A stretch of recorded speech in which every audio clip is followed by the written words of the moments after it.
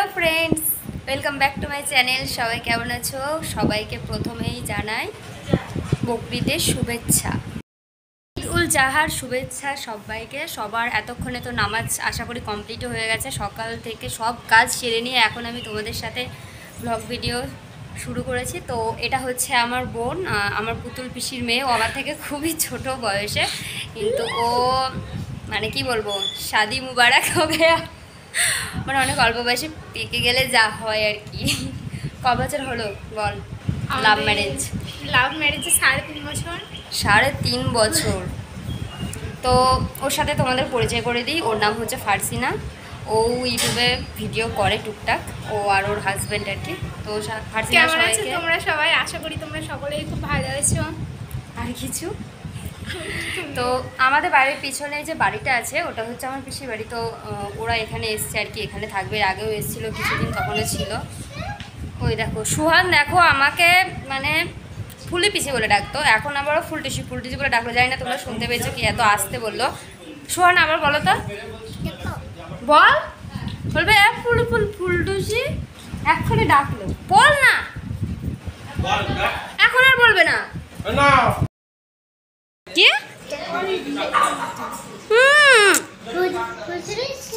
কি বললে? ফুলটুসি? উফ, মারছিস কেন সুহান? তো গাইস, সকাল থেকে এখনো কিছু খাওয়া দাওয়া করেনি, এতটা খিদে পেয়েছে। তোকে বলেছে আমি চুল আঁচড়ে দিতে। উফ, দেখবি। তো গাইস চলো সবার আগে কিছু খাওয়া দাওয়া করবো, ভীষণ খিদে পেয়ে গেছে। চল ফারসিনা, চলো। তো গাইস দেখো, ফারসিনাকে খেতে বললাম, মতো চলে গেল। আমরা দুজনে এবার খেতে বসেছি। তো গাইস, আমি এখানে চালের পায়েস আর সিমুইয়ের পোলাও নিয়ে নিয়েছি। এতক্ষণ খাচ্ছিল জানো না, ক্যামেরা অন করলি না, ও কেমন একটা করে। খেয়ে নাও, খেয়ে নাও।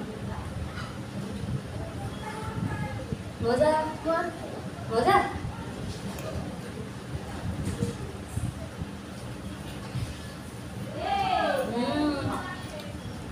হেপি মজা, তাই না?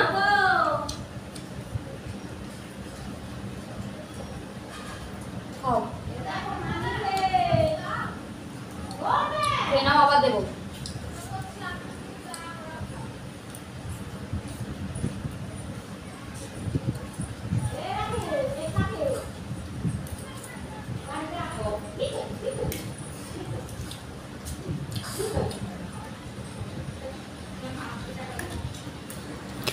গাইস, ব্যাকগ্রাউন্ডে আমার মা আর মামি গল্প করছে।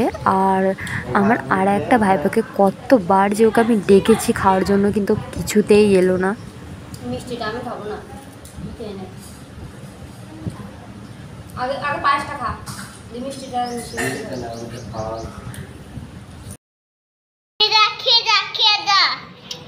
আমি আমার ওই ভাইপোটাকে বারবার ডাকছি যে সাকি ভাই পায়েস খেয়ে যা। তো দেখো, সেটা দেখে সোহানও বারবার ওকে ডাকছে যে আয় আয় খেয়ে যা, খেয়ে যা। খেয়ে যা।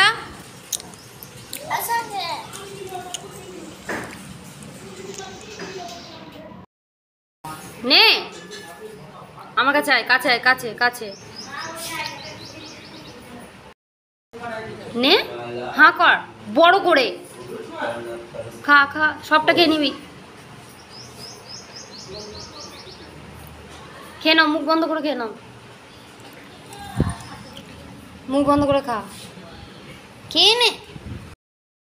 এই যে দেখো, এইটা হচ্ছে ফারসিনাদের বাড়ি। বর্তমানে ওরা যেই বাড়িতে থাকছে, এই যে এটা ওদের উনুন, রান্নাঘর আর কি, রান্নাঘর হচ্ছে।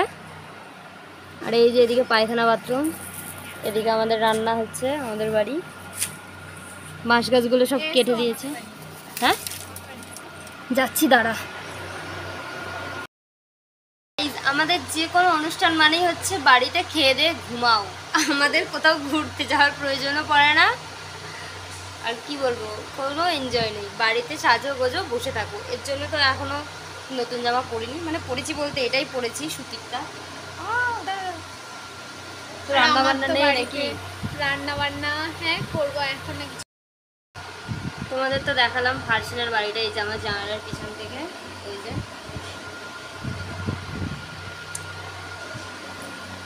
তোমরাও একদিন সবাই আমাদের বাড়ি বেড়াতে চলে এসো। হ্যাঁ হ্যাঁ, সবাই চলে এসো বিয়ের বাড়ি। ঠিকানাটা ভালো করে বল, তারপর তার এই তো ঠিকানা চাঁদপুর শ্রামপুর। জানতে শ্রামপুর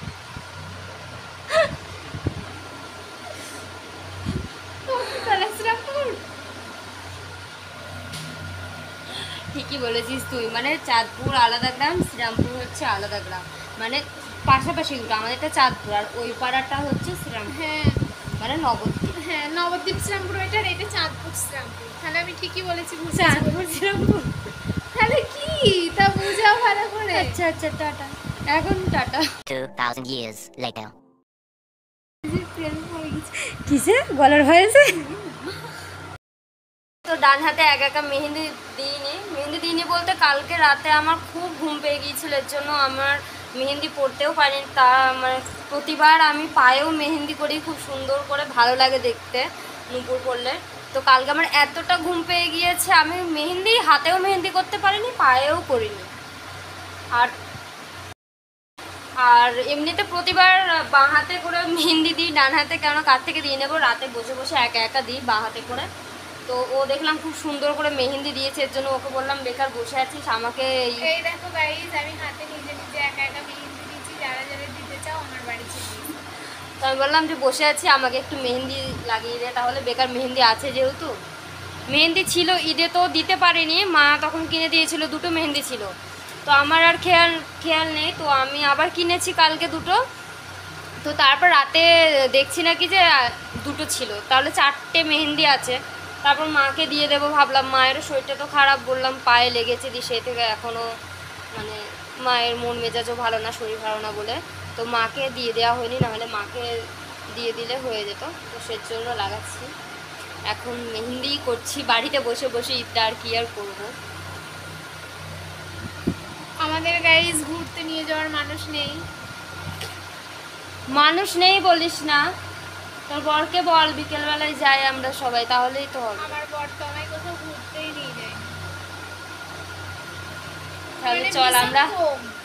নিয়ে যায় না বলা ভুল, নিয়ে যায় খুব কম। চুলগুলো যখন ওর ভালো পাগলি লাগে পাগলি তখন। লাগছে আমাকে পুরো, দেখ চুলটা শুকাচ্ছে এরা। দুজন মিলে চলে যাব। গাইস দেখো, আমাকে মেহেন্দি দিতে দিতে রান্না করতে চলে গেছে। ওই যে আমার মেহেন্দিটার কি হবে, আমি কি এরকম করে বসে থাকবো? কি আছে? ও আচ্ছা ঠিক আছে। তো গাইস দেখো, ফারসিনা তো চলে গেল, ওর স্বামী ওকে ডাকলো যে দাদা আসবে বাড়িতে, সেই জন্য ও এদিকে রান্না বান্না করতে লেগে গিয়েছে।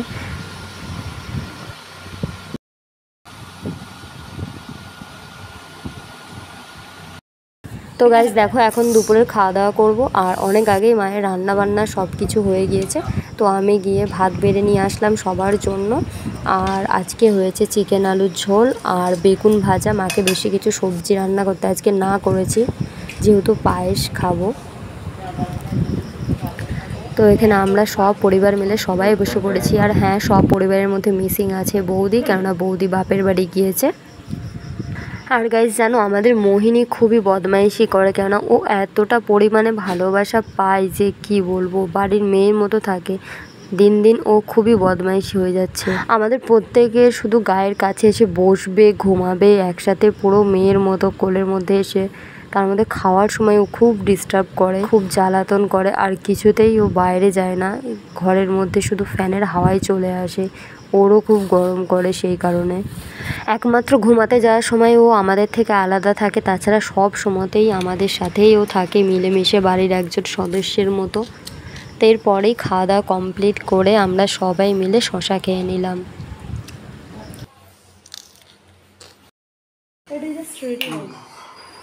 ব্যাগটা নাও, ও মাথাটা আছে দাও। 3:13। তো গাইজ এখন বাজে 3:15, আর দাদা দেখো সম্পূর্ণ রেডি হয়ে বেরিয়ে পড়েছে। না কোথায় যাবে, দাদা যাবে মুর্শিদাবাদে বৌদির বাবার বাড়ি। বৌদি তো আগেই চলে গিয়েছে ঈদের 2 দিন আগে, তাই দাদা যাচ্ছে এখন 2 দিন বেড়াবে এবং বৌদিকে সঙ্গে করে নিয়ে আসবে। অনেক আগে থেকেই বৌদির বাবা মা বলেই রেখেছে যে ঈদের সময় গিয়ে বেড়াবে। এরপর মা আর আমি দুজনে মিলে সন্ধ্যাবেলা চলে এসেছিলাম আমাদের ফকিরতলার জুতোর দোকানে, কেননা আমার একটা জুতোর খুবই প্রয়োজন ছিল সব সময় পরার জন্য। কিন্তু যেই জুতোই আমি কিনে না কেন ইদানিং আমার খুব জুতোর প্রতি নেশা হয়ে যাচ্ছে, যে প্রত্যেকটা জুতোই ভালো লেগে যাচ্ছে কেনার পর, আর ব্যবহার না করেই শুধু তুলে রেখে দিচ্ছি। এই জুতোটা মা আমাকে চয়েস করে দিয়েছে, কেমন লাগছে অবশ্যই কিন্তু জানিও। রাতের বেলা ওই একটু সিমুইয়ের পোলাওই খেয়ে নিলাম, আর খেলাম পেটটা ঠান্ডার জন্য। সারাদিনে এত খাবার খেয়েছি যে একটা স্প্রাইট না খেলে কিন্তু অবশ্যই হজম হবে না। মাকে আমি অনেক রিকোয়েস্ট করি প্রত্যেকবারই এই আমার পায়ের নুপুর পরার জন্য, কিন্তু কিছুতেই পরে না। অনেক জোর করায় মাত্র 30 সেকেন্ডের জন্য পড়েছিল, আর দেখতে দেখো কতটা সুন্দর লাগছে মায়ের পাটা।